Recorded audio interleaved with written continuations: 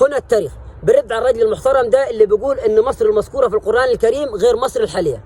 اولا تحياتي ليك. ثانيا انت عاوز تقنعني ان المولى عز وجل لما قال على لسان سيدنا يوسف ادخلوا مصر ان شاء الله امنين ما كان يقصد بها مصر بلدنا.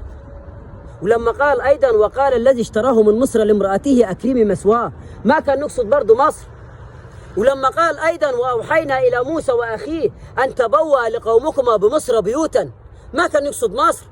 ولما فرعون قال أليس لي ملك مصر وهذه الأنهار تجري من تحتي أفلا تبصرون ما كان يقصد مصر. انتوا حتى القرآن الكريم بتشككوا فيه. طب ايه رايك بقى مش بس مصر ربنا ذكرها في القرآن الكريم، ده حتى مدن مصر وقرى مصر والعير بتاعت مصر ربنا ذكرها في القرآن الكريم.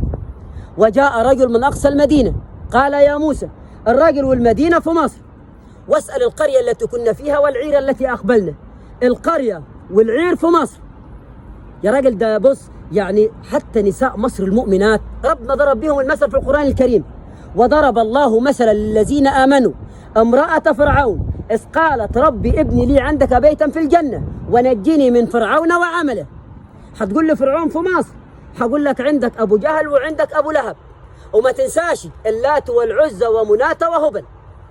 يا راجل ده فرعون لما ربنا أغرق وأغرق القوم بتاعه وأهلكه قال كم تركوا من جنات وعيون وزروع ومقام كريم ونعمة كانوا فيها فاكهين.